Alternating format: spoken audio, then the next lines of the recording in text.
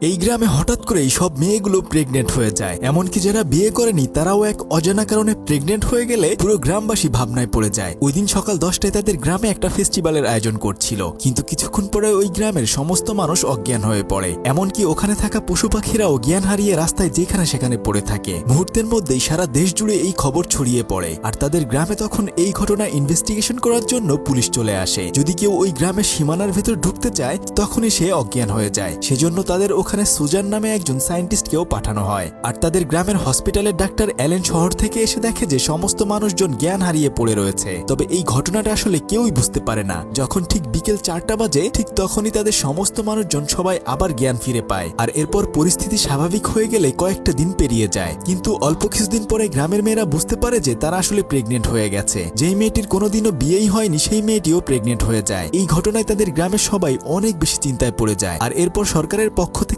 Suzanne এসে সবাইকে বলতে থাকে, যেহেতু এই বাচ্চাগুলোর বাবাকে সেটা কেউ জানে না, সেজন্য বাচ্চাগুলো যখন জন্মগ্রহণ করবে সবার দায়িত্ব সরকার নেবে। শুধু তাই নয়, যে মেয়েটি এই বাচ্চা জন্ম দিবে তাকে 5 লক্ষ টাকা দেয়া হবে। তখন গ্রামের মেয়েরা টাকার লোভে সেই বাচ্চা জন্ম দেওয়ার জন্য রাজি হয়ে যায়। তাদেরকে সরকারের পক্ষ থেকে দেখাশোনা করার জন্য কয়েকজন নার্সও নিয়োগ দেয়া হয়। এভাবে 9টা মাস পেরিয়ে যায়, আর একই দিনে সমস্ত মহিলাদের বাচ্চা প্রসব করার দিন চলে আসে। সেজন্য হসপিটালে বেশ ভিড় হয়ে যায়। তবে তাদের গ্রাম থেকে 6 জন মহিলা বাচ্চা প্রসব করার জন্য এসেছে। তখন তারা সবাই সুস্থ বাচ্চা জন্ম দিতে পারলেও একটা মেয়ের বাচ্চা তখন মারা যায়। আর ওই সায়েন্টিস্ট সেই বাচ্চাটিকে লুকিয়ে লুকিয়ে তার ল্যাবে নিয়ে আসে। তবে বাচ্চাগুলো দেখতে আসলে একই রকম ছিল। তাদের সবার চুলের কালার সোনালী রঙের ছিল, আর চোখের কালার অনেকটা গাঢ় সবুজ রঙের ছিল, এবং তা সব সময় জলজল করত। এভাবে বেশ কিছুটা দিন পেরিয়ে যায়। তবে যখন ডেভিড নামের ওই বাচ্চাটির বয়স 2 বছর হয়, তখন সে নিজেই নিজের নাম লিখতে পারে। আসলে সেদিন যেই বাচ্চাগুলো জন্মগ্রহণ করেছিল প্রত্যেকটি বাচ্চাই অনেক মেধাবী ছিল।